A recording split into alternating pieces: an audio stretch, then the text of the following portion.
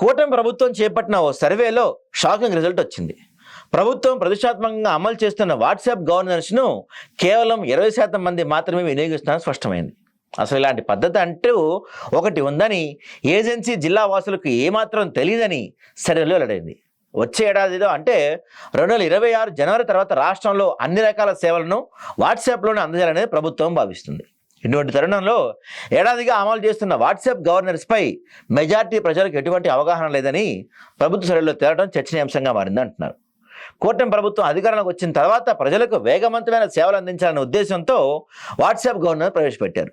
ఈ ఏడాది జనవరి 30న ప్రారంభించిన ఈ సేవలకు మనమిత్ర అనే పేరు పెట్టారు. ప్రారంభించిన తొలి రోజుల్లో సుమారు 200 రకాల సేవలను వాట్సాప్లోనే అందించేవారు. చిటికలో సేవలు అందుతాయని ప్రభుత్వ పెద్దలు గొప్పగా చాటుకున్న ఈ పథకం మరో నెల రోజుల్లో ఏడాది పూర్తి చేసుకుంటుంది. ఇక జనవరిలో 200 సేవలతో ప్రారంభించిన మనమిత్రను దశల వారీగా విస్తరించారు. ప్రస్తుతం దాదాపు 600 సేవలు వాట్సాప్లోనే అందిస్తున్నారు. ఆర్టీసీ టికెట్ల నుంచి జనన మరణ పత్రాలు, ధృవీకరణ పత్రాలు, కుల ఆదాయ సర్టిఫికేట్ ఇలా ప్రజలకు ఎంతో అవసరమైన పత్రాలను ఇంటి వద్దే పొందే సౌకర్యం మనమిత్ర వాట్సాప్ గవర్నెన్స్లో కల్పించారు.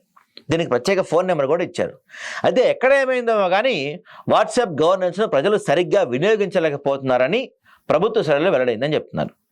వాట్సాప్ గవర్నర్ తీసుకొచ్చిన 11 నెలల తర్వాత ప్రభుత్వం చేయించిన సర్వేలో అనేక ఆసక్తికర విషయాలు వెలుగు చూశాయి. ఇందులో 68% మంది మనమిత్ర కోసం తమకు తెలియదని స్పష్టం చెప్తున్నారు. 80% మంది అసలు వాటలేదు కొండ బద్దలు కొట్టారు. ప్రభుత్వం చేయించిన ఐవీఆర్ఎస్ సర్వేలోని ఈ షాకింగ్ రిజల్టే వచ్చిందని చెప్తున్నారు. కేవలం 20% మంది మాత్రమే ఈ సేవలను వినియోగించినట్టు సమాచారం. నిజానికి ఈ విధానం వల్ల ప్రజలకు మెరుగైన సౌకర్యం లభించే అవకాశం ఉన్నప్పటికీ ప్రచారం చేయడంలో ప్రభుత్వ అధికారులు విఫలమైన విమర్శలు ఎదుర్కొంటున్నారు. జనవరిలో మనమిత్ర ప్రారంభించిన తర్వాత ఏప్రిల్, మే నెలలో విడుదలైన 10th ఇంటర్ పరీక్షల ఫలితాల సమయంలో ఎక్కువ మంది వినియోగించుకున్నారు.